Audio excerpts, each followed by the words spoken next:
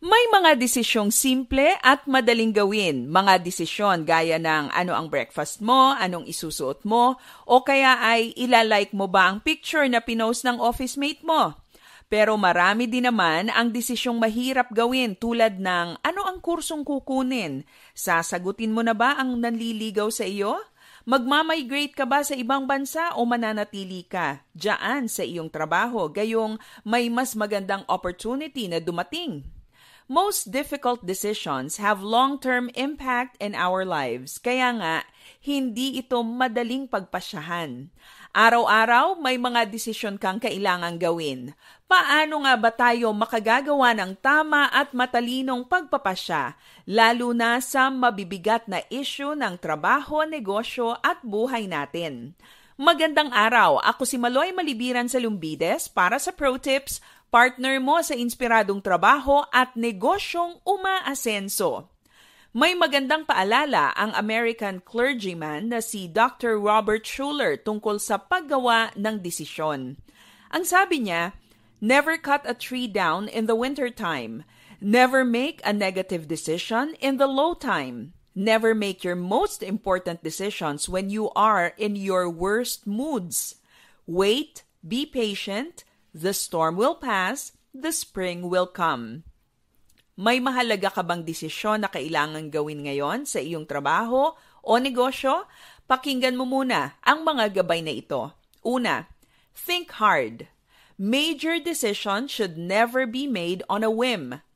Dapat itong pinag-iisipan ng mabuti. Pag-aralan mo ang iba't ibang anggulo ng desisyon na kailangan mong gawin. Weigh the pros and cons. At hanggat maaari, kumonsulta ka sa mga eksperto at may karanasan sa pinagdaraanan mo. Ang mga desisyon na tiyak na may malaking epekto sa ibang tao ay dapat na pinag-uusapan at pinagkakasunduan. Halimbawa, ikaw ay pamilyadong tao at may plano kang magtrabaho sa ibang bansa. Hindi pwedeng ikaw lang ang magpasya tungkol dito. You need to think through this decision with your spouse and children because they will be affected by this kind of major decision. Huwag mong madaliin ang paggawa ng mabibigat at malalaking desisyon. Pag-isipan mo ito ng makailang beses. Pangalawa, pray hard. Hindi mo naman kailangang magpasya ng nag-iisa.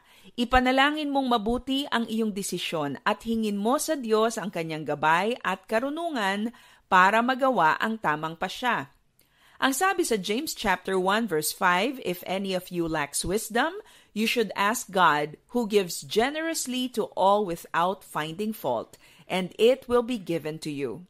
God's word is described as a lamp to our feet and a light to our path. Hindi ka mangangapa sa dilim sa iyong paggawa ng mahahalagang pasyahin kung ito'y iyong ipananalangin. Pangatlo, don't be hard on yourself. May mga pagkakataong pinag-isipan mo namang mabuti at iyong ipinanalangin ang isang desisyon pero bakit parang mali yata ang iyong naging pasya?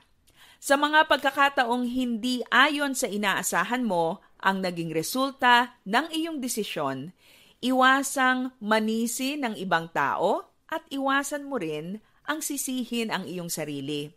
Don't be too hard on yourself. Sa halip na sisihin ang sarili, pag-aralan kung saan ka nagkamali at matuto buhat dito. We should grow wiser with every decision that we make. Gagawa ka ba ng mahirap at mahalagang desisyon ngayon?